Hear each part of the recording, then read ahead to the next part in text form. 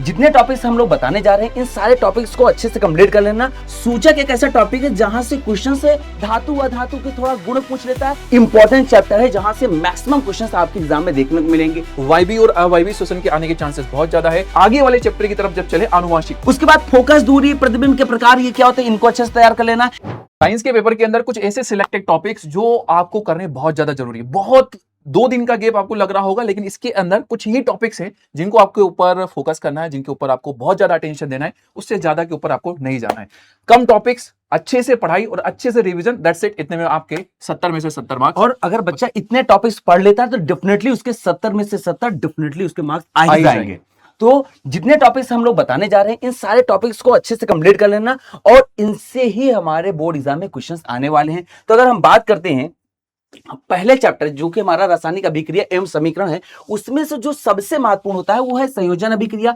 उसके बाद अपघटन। अपघटन बेटा वही हमारी वियोजन अभिक्रिया है। फिर उसके बाद विस्थापन, द्विविस्थापन और उसके बाद रेडॉक्स अभिक्रिया। रेडॉक्स अभिक्रिया में जो अपचयन और उपचयन होता है इसको आपको अच्छे से तैयार कर लेना है।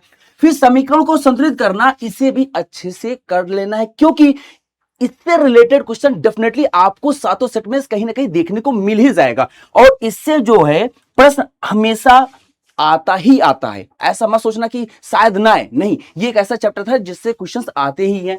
फिर उसके बाद नेक्स्ट चैप्टर की बात करते हैं तो इसमें अम्ल क्षार के गुण, उसके बाद पीएच महत्व और इसके बाद हम बात करते हैं ना सूचक। सूचक एक ऐसा टॉपिक है जहां से क्वेश्चन से डेफिनेटली आपको 2026 के 7 सेट में से कोई ना कोई एक सेट में देखने को मिलेगा ही मिलेगा। उसके बाद बेकिंग सोडा, वॉशिंग सोडा और ब्लीचिंग पाउडर, ये एक ऐसे टॉपिक हैं जो आपके दीर्घ उत्तरी यानी 6 मार्क्स में आएंगे और यहां पर ही आपका होता है पीओपी। बेटा इस टॉपिक को आप अच्छे से पढ़ लेना। मैं खासकर इसकी बात कर दे रहा हूं, यह गारंटीड आपके बोर्ड एग्जाम में आएगा कि पीओपी का निर्माण कैसे होता है, इसके निर्माण की विधि कौन सी होगी और 6 मार्क्स में आपको देखने को मिलने वाला है।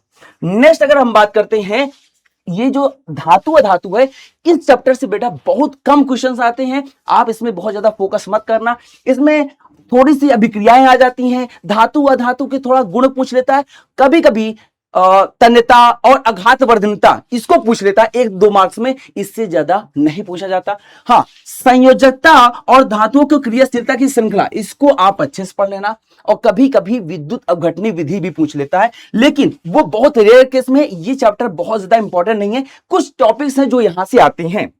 फिर इसके बाद बात करते हैं कार्बन एवं उसके यौगिक की। तो बेटा पूरे विज्ञान में अगर बात करता हूं इस केमिस्ट्री वाले सेगमेंट में ये सबसे इंपॉर्टेंट चैप्टर है जहां से मैक्सिमम क्वेश्चंस आपके एग्जाम में देखने को मिलेंगे। इसमें सात संयोजक का बंध क्या होता है, श्रृंखला, संख्याएं और भैया ये हमारा वलय, इसके बारे में ये आईपीएससी से रिलेटेड है, इससे ऑप्शनल क्वेश्चंस बन जाते हैं। कार्यात्मक समूह वही OH, CH, CHO, इससे रिलेटेड क्वेश्चंस आएंगे। नामकरण वही आईयूपीएसी क्या होगा, एथेन और एथेनॉल और एथेनोइक अम्ल के उपयोग क्या होते हैं, साथ ही साथ इनकी रिलेटेड अभिक्रियाएं जो एस्टर बनाता है यानी एस्टरिफिकेशन और साबुनीकरण। बेटा साबुनीकरण इसको अच्छे से पढ़ लेना। साबुनीकरण, हाँ बेटा ये एक ऐसा टॉपिक है जो आपके बोर्ड एग्जाम में देखने को मिलेगा और ये अभिक्रिया बहुत बड़ी होती है, इसको अच्छे से तैयार कर लेना। ऑलरेडी मैंने इसको पढ़ा रखा है। फिर आता है बेटा जीव विज्ञान, जहां पर सर आप बताइए इसमें से। जीव प्रक्रम की अगर हम बात करें, बहुत लेंदी सा चैप्टर, लेकिन इस लेंदी से चैप्टर के अंदर कुछ ऐसे टॉपिक्स जो आपको बहुत ज्यादा वेटेज वाले देखने को मिलेंगे और आईएमपी देखने को मिलेंगे। पहले श्वसन में से वायवीय और अवायवीय श्वसन के आने के चांसेस बहुत ज्यादा है और जो मनुष्य के अंदर ऑक्सीजन और कार्बन डाइऑक्साइड का जो परिवहन है वो आपके लिए आईएमपी है। परिसंचरण टॉपिक से लसिका की अगर हम बात करें, बहुत ज्यादा आईएमपी है। धमनी और शिरा में अंतर, बच्चों वाला सवाल है, अगर आ गया तो संभाल लेना। लेकिन पादपों में जो परिवहन के बारे में जब हम चर्चा करेंगे तो जल का परिवहन या फिर भोजन का परिवहन आईएमपी में आता है। उत्सर्जन की बात करें तो वृक्काणु की संरचना आपसे पूछी जा सकती है या फिर लॉन्ग क्वेश्चन के फॉर्म में मूत्र निर्माण की जो प्रक्रिया है वो डायग्राम के साथ में आपसे पूछी जा सकती है। चैप्टर बहुत आईएमपी, इसको अगर आप छोड़ रहे हैं तो बहुत बड़ी गलती कर रहे हैं क्योंकि ये बायोलॉजी जो सेगमेंट है उसका बहुत ज्यादा आईएमपी चैप्टर है। दूसरे चैप्टर की तरफ चलते हैं, नियंत्रण और समन्वय। इसमें से अगर आप सिर्फ प्लांट हार्मोन और एनिमल हार्मोन्स को भी कर ले रहे हो बहुत है, लेकिन उसके अलावा अनुवर्तन गति, प्रतिवर्ती क्रिया एवं चाप, इसके ऊपर थोड़ा सा फोकस कर देना। मानव तंत्रिका तंत्र के ऊपर थोड़ा सा फोकस करना। मेनली मुख्यतः किसके ऊपर करना है, हार्मोन के ऊपर, चाहे वो प्लांट हार्मोन हो या फिर animal hormone. That's it. Okay sir ji, आगे की तरफ हम चलते हैं। रिप्रोडक्शन चैप्टर की अगर हम बात करें, जीव जनन कैसे करते हैं, अलैंगिक प्रजनन और उसके जो उदाहरण है, एमसीक्यू क्वेश्चन एक पक्का फंसेगा, लिख करके ले लो। पुष्प की संरचना की अगर हम बात करें, बहुत ज्यादा आईएमपी है। मानव जनन तंत्र में स्पेशली नर में ज्यादा उलझना मत, मादा वाला ज्यादा आपके लिए क्या है, आईएमपी है, लेकिन फिर भी नर वाले को एक बार देख करके जाना। परागन की जो प्रक्रिया है बहुत बहुत ज्यादा आईएमपी, इसको ध्यान रखना। जनन कोशिकाओं की अगर ऊपर सवाल पूछा जाएगा तो एक आध एमसीक्यू क्वेश्चन बन सकता है, लॉन्ग के फॉर्म में यहां से आपको देखने को नहीं मिलेगा। ठीक है सर जी। इसके आगे वाले चैप्टर की तरफ जब चले, आनुवांशिकता, लप्पू सा चैप्टर, लेकिन सवाल जब बनेगा बहुत अच्छा सवाल बनेगा। जीन प्रारूप, लक्षण प्रारूप बहुत अच्छे से ध्यान रखना, एमसीक्यू क्वेश्चन में भी उलझाएगा और दूसरे सब्जेक्टिव क्वेश्चन में भी उलझाएगा। ग्रेगर जॉन मेंडल, इसके ऊपर एमसीक्यू क्वेश्चन आने के बहुत ज्यादा चांसेस आपको देखने को मिल रहे हैं, हो सकता है टिप्पणी लिखने को भी मिल जाए। लिंग निर्धारण, इसको तो कतई छोड़ना ही नहीं है, छोड़ना ही नहीं है, चाहे सारे टॉपिक छोड़ दो, लिंग निर्धारण करके ही जाना है। ओके सर जी। संकरण, एक संकर संकरण, द्विसंकर संकरण आईएमपी है, लेकिन इसमें से ज्यादा जो आईएमपी है वो आपका एक संकर संकरण देखने के चांसेस हमको मिल रहे हैं। अगर अब बात की जाए फिजिक्स वाले सेगमेंट में, तो प्रकाश का परावर्तन एक ऐसा चैप्टर है जहां से आंकी प्रश्न ज्यादा आते हैं, इसलिए आंकी प्रश्न में हमें ज्यादा ध्यान रखना है। और भैया दर्पण के नियम, इसी आप अच्छे से तैयार कर लेना, साथ ही साथ लेंस के नियम, जिसमें प्रतिबिंब बनने का जो नियम है, ये डेफिनेटली आपके एग्जाम में पूछा ही जाता है। तो वही कर रहा है लेंस और दर्पण के सूत्र, क्योंकि इन्हीं सूत्र से रिलेटेड हमारे आंकी प्रश्न आते हैं। और इस चैप्टर से एक आंकी प्रश्न आपके 2026 में 110% देखने को जरूर मिलेगा। उसके बाद फोकस, दूरी, प्रतिबिंब के प्रकार, ये क्या होते हैं, इनको अच्छे से तैयार कर लेना। इसमें से न्यूमेरिकल ही आता है, इस बात का ध्यान रखना। मैं अभी फिर से बोले दे रहा हूं, न्यूमेरिकल अच्छे से तैयार करके जाना।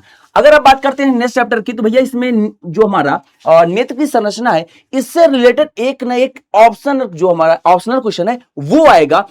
लघु उत्तरी, दीर्घ उत्तरी प्रश्न इससे नहीं आता है। हाँ, इससे समंजन क्षमता वाला प्रश्न पूछा जा सकता है। फिर दूर दृष्टि दोष, निकट दृष्टि दोष और चश्मे का प्रयोग, ये आपको अच्छे से तैयार कर लेना है, क्योंकि ये एक ऐसे टॉपिक है जो 6 मार्क्स में आएंगे, यानी दीर्घ उत्तरीय प्रश्न में डेफिनेटली आपको देखने को मिलेंगे ही।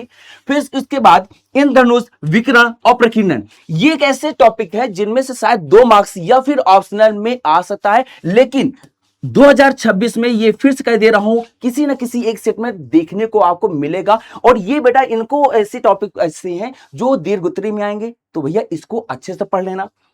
फिर नेक्स्ट चैप्टर की बात करते हैं, ओम का नियम, प्रतिरोध, श्रेणी क्रम और समांतर क्रम। ये ऐसे हैं टॉपिक जो आपके 6 मार्क्स में पूछे जाएंगे। 6 मार्क्स में, ये बेटा भले 4 मार्क्स में या फिर 2 मार्क्स में पूछ ले, लेकिन ये ऐसे टॉपिक हैं जो 6 मार्क्स में आएंगे, क्योंकि इनसे हमारे आंकिक प्रश्न बनने वाले हैं। तो भैया आंकिक प्रश्न इस चैप्टर से बहुत ज्यादा आता है। हाँ, इस चैप्टर से कुछ यूनिट्स जो होते हैं, जो मात्रक होते हैं, मात्रक आप जरूर याद कर लेना। जैसे भैया विद्युत शक्ति का मात्रक वाट होता है, विभवांतर का मात्रक वोल्ट होता है, ये अच्छे से तैयार कर लेना। जैसे प्रतिरोध का मात्रक हमारा ओम है, ये सब आपको पढ़ लेना है। फिर इसके बाद बात करते हैं हमारा वैद्युत धारा एवं उसके चुंबकीय प्रभाव। ये एक लप्पू सा चैप्टर है, एक छोटा सा चैप्टर है, क्योंकि इसमें से बहुत कम क्वेश्चंस आते हैं। आएगा भी ना तो फ्लेमिंग के बाएं हाथ का नियम और मैक्सवेल का दक्षिणावर्ती हस्त नियम आपके एग्जाम में पूछेगा, इससे ज्यादा नहीं पूछने वाला। कभी कभी हो सकता है चुंबकीय क्षेत्र रेखाओं के बारे में बात कर ले, या फिर हाँ परिनालिका, परिनालिका आपको पढ़ लेना, क्योंकि परिनालिका शायद कभी कभी पूछ लेता है, क्योंकि ये विद्युत चुंबक से रिलेटेड होता है, तो इसको थोड़ा सा पढ़ लेना। लेकिन ये आने की इसकी संभावना बहुत ज्यादा कम है इस बार 2026 में, लेकिन तब पर भी आप इसको अच्छे से तैयार कर लेना। और सर इसके बाद हमारा ये जो आखिरी चैप्टर हमारा पर्यावरण की बात करें, बहुत छोटा सा चैप्टर, लेकिन इजी चैप्टर तो है, बहुत इजीली आपको अच्छे मार्क्स दिला करके जाएगा। एमसीक्यू क्वेश्चन, एक क्वेश्चन देखने को मिलेगा, एक क्वेश्चन ऐसा लॉन्ग फॉर्म में देखने को मिलेगा। खाद्य श्रृंखला, खाद्य जाल, ये कर लेना। पोषी स्तर कर लेना। पारितंत्र के प्रकार, जैविक और अजैविक घटक, ये कर लेना। इसके अलावा अवशिष्ट प्रबंधन के ऊपर थोड़ा सा पढ़ लेना, क्योंकि ये लास्ट कुछ ईयर्स में बहुत ज्यादा पूछा गया है, तो इस बार हो सकता है कि ना पूछा जाए, बट आ तो सकता है। कुछ ही टॉपिक्स मैंने इसमें से बताया, चैप्टर में से सिर्फ और सिर्फ 4 टॉपिक्स, ठीक है। आईएमपी तो नहीं है चैप्टर, बट इजी है, इसलिए ये आईएमपी हो गया। हर बच्चा इसका एमसीक्यू सही करके आएगा और सब्जेक्टिव क्वेश्चन भी करके आएगा, क्योंकि बहुत इजीली ये क्या हो जाता है, याद हो जाता है। क्या बात है सर, सही है सर? होमवर्क में दे रहा हूं कि बच्चे अपना टारगेट कमेंट करके बताएं कि उनका क्या टारगेट है, बोर्ड एग्जाम में कितना परसेंट लाना चाहते हैं। सभी बच्चे अपने टारगेट को कमेंट सेक्शन में जरूर कमेंट करना। और सर इसी साथ वेल विशेस, बोर्ड एग्जाम आपका बेहतरीन जाए। मिलते हैं नेक्स्ट बहुत वीडियो सारी में। शुभकामनाएं आपको। और ये टॉपिक्स मेरे लाडलो छोड़ना नहीं, हम दोनों भाइयों ने बहुत सिस्टमेटिक तरीके से एनालिसिस करके ही आपको ये बताए हैं, जिससे आप कम समय में, आपके एक दिन के गैप के अंदर बहुत अच्छे मार्क्स को स्कोर कर सके। और सर एक ही चीज ऑलरेडी हम लोग क्लास में पढ़ाने ही वाले हैं, तो उसके लिए टेंशन मत लेना। इनमें से सब किसी भी कुछ टॉपिक से रिलेटेड आपको कोई समस्या लग रही है, आपके साथ में लाइव सेशन में हम खड़े हुए रहेंगे, आप आकर के देख सकते हैं। तो मिलते बेटा नेक्स्ट वीडियो में, तब तक के लिए नमस्कार, राधे राधे, जय हिंद।